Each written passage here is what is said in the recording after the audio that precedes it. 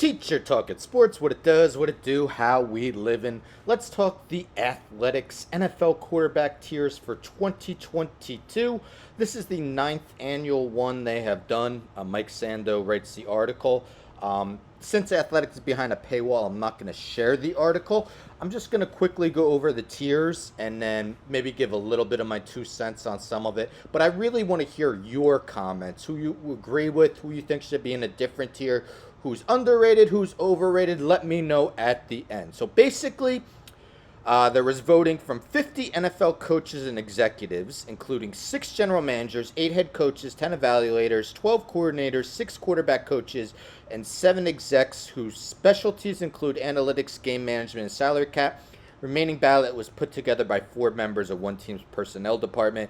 Panel placed 35 veteran quarterbacks, so no rookies are included, into one of 5 tiers from best, tier 1, to worst, tier 5, ranked by average vote and placed in the tiers based on vote distribution. Excludes rookies because voters have not seen them play in the NFL. More than one quarterback is featured for teams with unsettled starting jobs. So I only found a graphic for tier 1. So, as it mentions, a tier 1 quarterback can carry his team each week. The team wins because of him. He expertly handles pure passing situations. He has no real holes in his game. So 6 quarterbacks made that first tier, led by Aaron Rodgers, who was voted a tier 1 quarterback by all 50 people surveyed. Patrick Mahomes almost was unanimous, but he received 1 tier 2 vote. Tom Brady, Josh Allen, Justin Herbert, Joe Burrow round out tier 1. I personally would have Josh Allen ahead of Tom Brady at least. Probably Burrow ahead of Herbert, but those are the 6 that made tier 1. Now, tier 2 can carry his team sometimes, but not as consistently. He can handle pure passing situation in doses and or possesses other dimensions that are special enough to elevate him above tier 3. He has a hole or 2 in his game. So in order, 7th, Matthew Stafford. I probably would consider him a tier 1, but it's close. 8th, Russell Wilson joining the new team, Denver Broncos. How will he fare? 9th, Deshaun Watson. He's a very tough guy to rank, I must admit that. In 2020, it sure looked like he was a borderline tier 1 quarterback, but after missing a whole season with his potential suspension, likely suspension looming, where do you put him? 10th, Lamar Jackson. 11th, Dak Prescott. 12th, Derek Carr. 13th, Kyler Murray. 14th, Matt Ryan. He rounds out tier 2. Kyler Murray is another difficult guy to rank because there's games, especially in the first half of seasons, where he looks like a clear-cut tier 1, and then they tail off every season, and he looks more like a tier 3 or even a tier 4.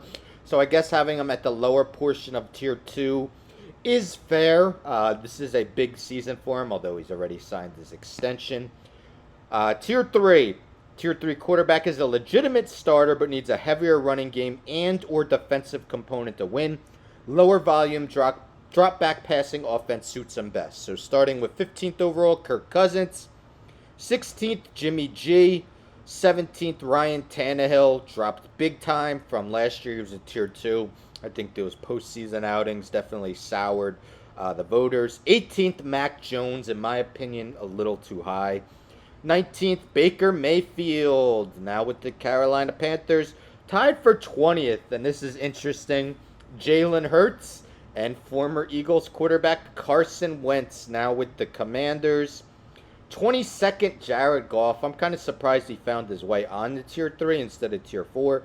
23rd, Trevor Lawrence. I'm expecting him to rebound nicely, especially without Urban Meyer there to influence him in a negative fashion. 24th, Jameis Winston. Those are your tier 3.